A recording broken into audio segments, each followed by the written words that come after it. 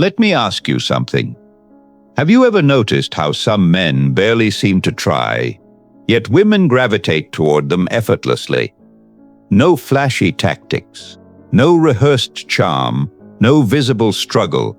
Meanwhile, other men do everything right, hit the gym, improve their style, memorize advice, and still end up confused, frustrated, stuck. Strange, isn't it? Because if attraction truly followed the rules we're constantly fed, results would be predictable, but they're not. You've seen it yourself. An ordinary-looking bloke, nothing extraordinary on paper, walking beside a stunning woman completely at ease, as if this were the most natural thing in the world. And somewhere in the back of your mind a thought forms, what exactly is going on here? Here's a curious reality most people never question. If looks, money, and status were the primary drivers of attraction, the world would look very different. Most couples wouldn't exist. Most relationships would never begin. Yet every day, reality contradicts the theory, which points to something deeper, something rarely explained in a direct, honest way. Because the truth about attraction isn't glamorous. It's psychological, subtle, unspoken, often uncomfortable. Attraction is not built the way most men imagine. It's triggered, shaped by perception, activated by emotional dynamics happening beneath conscious awareness. And once you understand this, everything changes. Interactions start making sense. Patterns become visible. Illusions begin to collapse. You stop seeing dating as luck and start seeing it as behavioral cause and effect. In this video, we're going to dismantle the myths. No sugarcoating, no vague motivational cliches, no just be yourself fairy tales. We're going straight into the mechanisms that actually influence desire, attention, and emotional pull. The hidden dynamics, the overlooked triggers, the dark psychological edges most advice carefully avoids. By the end, you won't simply walk away with a technique. You'll understand why it works, and more importantly, why this perspective is almost never presented openly. When I was in university, I was exactly like most guys watching this. Trying too hard, thinking too much, second-guessing every word, every text, every interaction. I believed attraction was something you had to earn, so I did what everyone told me to do. I tried to impress women. I tried to be witty. I tried to appear interesting, mysterious, funny, confident, sometimes all at once. And the result? Failure. Not once, not twice, but over and over again. Disinterest, polite rejection, being just a friend, or worse, being invisible. And if you've ever been there, you know the feeling. That quiet frustration when you walk back home replaying conversations in your head. What did I say wrong? Was I not confident enough? Should I have acted colder? Should I have tried harder? It's exhausting, because nobody tells you the most brutal truth early enough. Effort alone does not create attraction. In fact, excessive effort often kills it. Back then, I didn't understand that. I thought persistence was strength. I thought trying harder was masculine. But in reality, I was doing what many men do without realizing it. I was placing women on a pedestal while standing beneath them. Then something happened.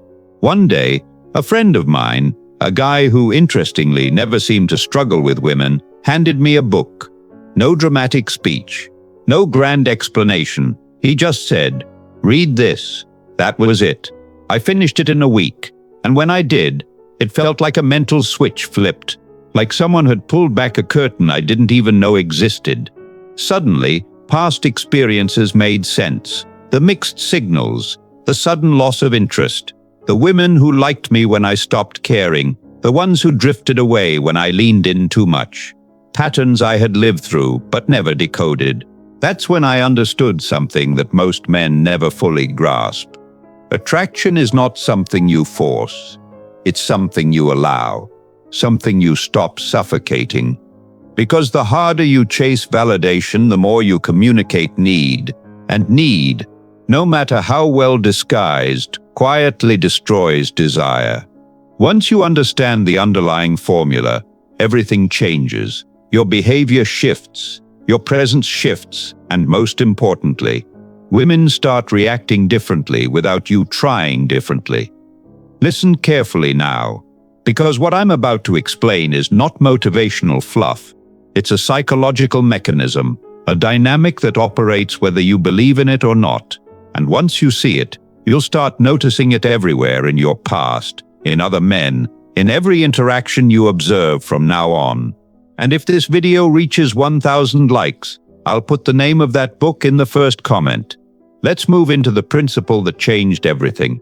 Attraction is a state of mind, not a tactic, not a line, not a clever trick you memorize, a state. And this may be the most important truth you'll hear in this entire video. Success with women is first created in the mind. Everything else is downstream, because what exists in your mind shapes how you move, how you speak, how you react, how you hold eye contact, how you handle silence, and your behavior, subtle, almost invisible, shapes how a woman feels around you. And here's where most men completely miss the point. Women respond to emotional perception, not male logic. You can present perfect arguments, you can say polished sentences, you can follow every piece of textbook dating advice, but if your internal state is off, none of it lands. Remember this line, because it explains more than most dating courses ever will. She feels what you feel. If you feel nervous, she senses instability. If you feel insecure, she senses doubt. If you feel unworthy, she senses weakness. Even if your words sound confident, even if your posture looks composed, emotional states leak. They always do. On the other hand, if you feel calm, grounded, centered, truly at ease, she feels safety. If you feel self-assured, she feels curiosity. If you feel detached from the outcome, she feels tension. This is why nervous men get rejected, and relaxed men often don't. Not because relaxed men are magically superior, but because they aren't radiating psychological need. Now let's talk about one of the most destructive mistakes men make. And almost every man has done this at some point. Placing women on a pedestal, treating her like she's extraordinary, rare, out of his league, a prize to be earned, before she has done anything to deserve that status. This behavior doesn't come from kindness, it comes from an internal belief. I'm not good enough. And once that belief is active, the man starts compensating. He tries harder. He becomes overly nice, overly attentive, overly available, overly careful. He laughs too quickly, replies too fast, agrees too easily. Without realizing it, he is communicating, "You are the selector, I am the applicant." And here's the brutal irony. The more you try to impress her, the less impressed she becomes. Because effort driven by insecurity does not feel attractive. It feels like pressure, like subtle desperation, like someone asking for approval without saying it directly.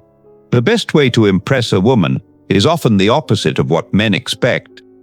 Not trying to impress her at all, not performing, not over-investing, not subtly begging for validation. And when you genuinely stop seeking her approval, something fascinating happens. The dynamic begins to shift, because most women are not used to men who are psychologically unaffected by them. They are used to being chased, used to being flattered, used to being prioritized instantly. They've seen the same patterns hundreds of times: compliments, free drinks, excessive politeness, constant attention, predictable admiration. It's familiar, safe, and ironically, emotionally unstimulating. But when a man appears calm, grounded, and slightly indifferent to winning her over, now she has something unusual in front of her. A man who is not automatically sold, a man who is not seeking validation, a man who, instead of asking, "Do you like me?" silently communicates, "Let's see if you impress me."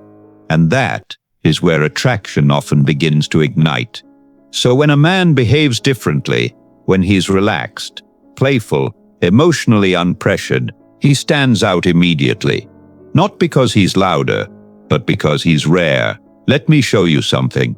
Picture two situations. Same woman, same environment, two completely different men. Situation 1. A man approaches. Slight tension in his shoulders. Voice a bit too careful. Energy subtly asking for permission. "Can I buy you a drink?" She smiles politely. "I'm good, thanks." And then silence, awkwardness. You can almost feel his internal collapse, because that question was never about the drink. It was about approval. Now situation 2. Another man approaches. Relaxed posture, unhurried movements, no trace of psychological pressure. He looks at the menu. "What's the best drink here?" She answers, "Probably the XYZ." He nods. "Nice, you should buy me one." Pause, and something shifts. She laughs, raises an eyebrow, feels a micro jolt of surprise, because this interaction doesn't follow the usual script. The second man isn't trying to win her approval. He's playing. He's comfortable enough to tease, to risk, to exist without asking for validation. And that's precisely why he gets a stronger reaction. Unexpected behavior creates curiosity. Curiosity creates emotional engagement, and emotional engagement is the doorway to attraction. Most men don't realize this. They think attraction is built through impressing, but attraction is often triggered through contrast, through breaking predictable patterns, through not behaving like every other man she's met that week. Now let's go deeper. Approval seeking. This is where things quietly go wrong for many men. Because approval seeking rarely looks desperate on the surface. It looks polite, respectful, nice, considerate, but underneath, it's driven by low self-worth. A man who constantly seeks validation is silently communicating, "I need you to like me." And that need is felt instantly, not analyzed, not logically processed. Felt? Energy always speaks louder than words. Here's the internal journey of the approval seeker. He sees an attractive woman. Immediately, his mind elevates her. "She's incredible. She's out of my league. I hope I don't mess this up." Notice what just happened. Before a single word is exchanged, he has already positioned himself below her. Then comes the behavior. He tries too hard, overthinks everything, becomes excessively agreeable, filters his personality, suppresses his edge. Why? Because he's no longer interacting, he's performing, trying to avoid rejection at all costs.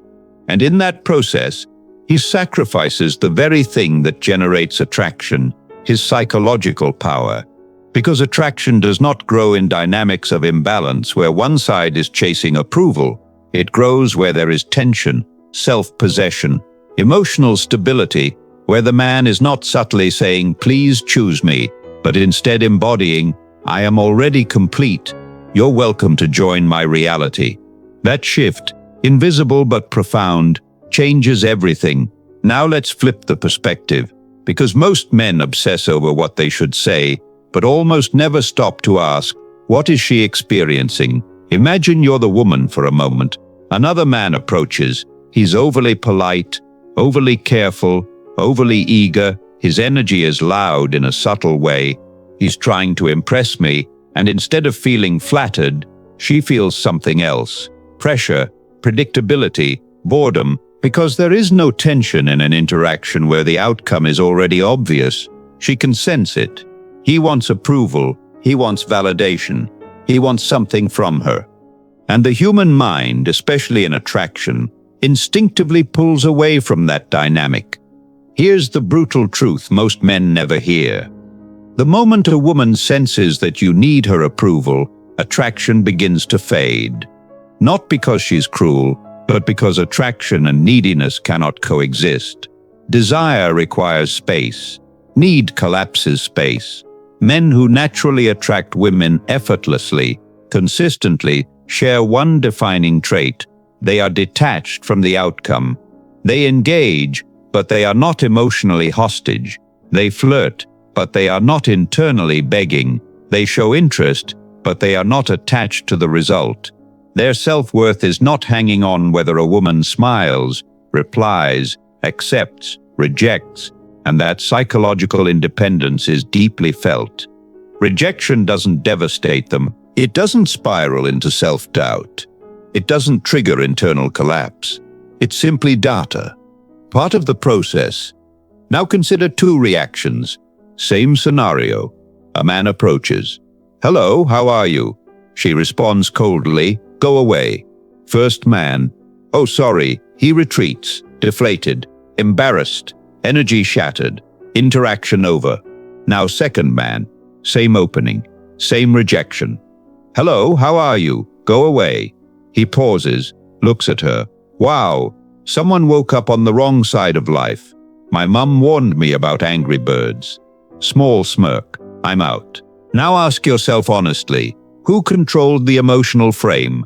Who left with dignity intact? Who created a moment instead of absorbing humiliation? More importantly, which interaction had emotional charge? When you are not emotionally invested in the outcome, something powerful happens. You remain relaxed, playful, unshaken. Your confidence doesn't crack under resistance, because your internal stability is not dependent on external validation, and women feel that instantly. Not as arrogance, but as strength. Now let's address a mistake that quietly destroys many men's leverage. Stop rewarding beauty alone. Stop behaving as if her appearance automatically grants her elevated status in your world. Because when a man overvalues beauty without evaluating character, behavior, energy, he unconsciously surrenders power. He communicates, "Your looks are enough for me to qualify myself to you." Instead, shift the dynamic. Yes, acknowledge beauty, but do not pedestalize it. Let attraction be influenced by how she behaves, how she engages, how she carries herself. Because when a woman senses that her beauty alone does not guarantee your validation, something interesting happens. She starts investing, trying, qualifying herself. And that is where the balance of power begins to change. Here's a harsh truth most men are never encouraged to confront.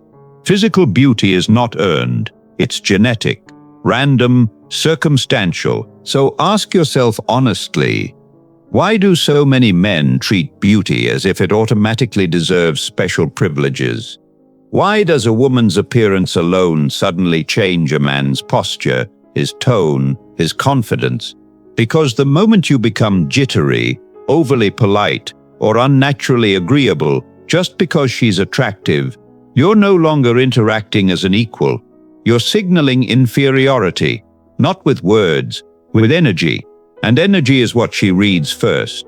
Instead, treat beauty as neutral, not dismissed, not worshipped, neutral. Let me give you a real example. A friend of mine once said, "It's hard to find intelligent women." At first glance, that sounds like a casual comment, but hidden inside that framing is something powerful. Beauty today, everywhere. Filters, makeup, angles, enhancements. But intelligence, depth, sharpness, original thinking, rare. Now observe what happens psychologically when a woman hears that perspective. She's not used to it. She's used to beauty being the main currency. So her mind starts racing. Wait, is he implying I'm not intelligent? Does he even see me as attractive? Why isn't he reacting like other men? And suddenly, she becomes the one seeking validation. Not because you insulted her, but because you didn't hand approval out for free. That distinction is everything. Men who struggle with women typically operate from scarcity, a quiet internal fear. This might be my only chance. I can't mess this up. I have to say the perfect thing. That mindset creates tension, anxiety, overinvestment. Men who succeed operate from abundance. There are many women. I am choosing, I am evaluating, not auditioning. Feel the difference. One mindset chases, the other selects. Let's make this painfully clear with an analogy. Imagine you walk into a restaurant craving chicken soup. They don't have it. You ask for vegetable soup. They don't have that either. They only have tomato soup. So you sigh and settle. Most men do exactly this in relationships. They settle. Not because they truly want to, but because they don't believe they have options. A man who understands attraction doesn't settle. He chooses. And that choice is rooted in something deeper: principles over people. A high-value man places his principles above everything, including women. Because the moment you abandon your standards to keep someone, you communicate that keeping them matters more than respecting yourself. If a woman threatens to leave during an argument, the average man panics. He apologizes too quickly, backpedals, compromises his boundaries. A high-value man, calm, unshaken, maybe we're not compatible, and if necessary, he walks away, not as a performance, but as a reflection of self-respect, because he knows his worth is not negotiated under pressure. Now here's another principle that quietly governs attraction. Effort creates value. Human psychology values what it must invest in, not what is given without resistance. This applies directly to relationships. When a woman has to earn your time, your attention, your emotional access, she becomes invested. This does not mean being cold. It means being selective. There's a difference. Compare two men. Average man, you're really pretty, predictable, safe, forgettable. High-value man, you're attractive, but I'm not sure we'd get along. You seem too well-behaved for me. Now something happens. A pause in her mind. What does he mean? Why wouldn't we get along? What is he seeing? Curiosity replaces certainty, and curiosity is fuel for attraction, because attraction thrives in emotional tension, not predictable approval. Another critical rule: don't change yourself for her. One of the most common male mistakes is reshaping life around a woman, changing routines, abandoning interests, suppressing opinions, softening boundaries. This isn't adaptation, it's self-betrayal. When you mold yourself to fit her expectations, you silently declare, your acceptance defines my value. And that dynamic erodes attraction faster than men realize. A high-value man doesn't adapt his reality to be chosen. If she wants to be part of his life, she adapts to his world. Finally, the foundation beneath everything we've discussed: abundance. A man who truly understands attraction internalizes one liberating truth: there is no shortage of attractive women. He doesn't obsess over one. He doesn't cling. He doesn't chase out of fear. If one woman leaves, life continues. Options remain. And that mindset transforms behavior, presence, confidence, emotional stability. Final words.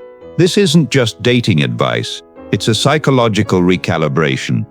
When you stop chasing approval and start operating from self-respect, emotional control, and abundance, attraction stops feeling like a struggle and starts feeling like a byproduct. But remember, theory without action is entertainment. Apply this. Observe reactions. Refine your awareness. Before you go, I want to hear something from you. Not a generic comment, not great video. Something real. If this perspective shifted the way you see attraction, even slightly, comment, I don't chase, I choose. I want to see how many men here actually understand the difference. Because reading this is easy, agreeing is easy, but embodying that mindset, that's where most fail. Now, if you're serious about mastering this dynamic, don't stop here. The video appearing on your screen goes deeper into the psychological side of attraction. The patterns, the behaviors, the subtle signals most men completely miss. Click it, watch it carefully, because once you start seeing these mechanisms in real time, you'll never interact the same way again. If you got value from this, like the video, subscribe to the channel, and I'll see you in the next one.